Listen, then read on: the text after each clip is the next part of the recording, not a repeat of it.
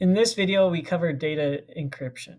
So data encryption is going to make it so that the data, if it's removed from a device, cannot be recovered unless you have a specific key to decrypt that data. So there are various methods to do this. So the first one is file directory or whole disk encryption. So with this, you can encrypt specific files or directories that you need to, and then you could share those with others and give others the way to decrypt it, or you can encrypt your entire disk. The next thing that we need to talk about with data encryption is key escrow. Key escrow is where it saves the key so that it can be stored off the computer. So the loss of the key can be disastrous. For example, I encrypted my data from all my undergraduate studies, and then I saved it to another drive, and I forgot to decrypt it before I saved it. And then I upgraded my operating system, which changed the key. And then I moved my undergraduate study files back onto my new operating system, and I couldn't access any of those files because they were all encrypted.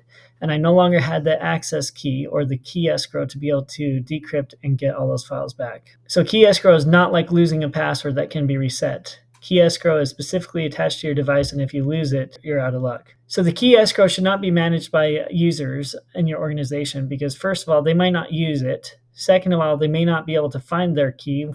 And third, they may refuse to give back your data after locking all the data on the computer.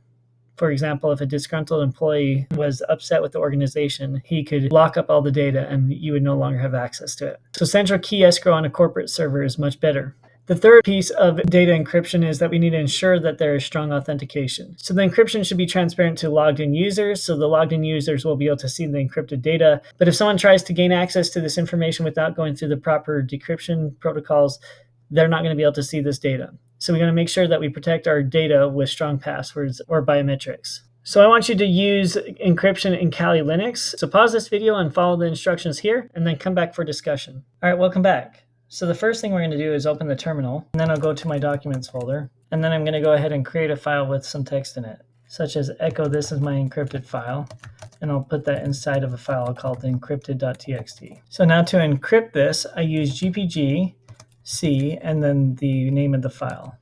It asks me to enter a passphrase for this twice, and the file is now encrypted.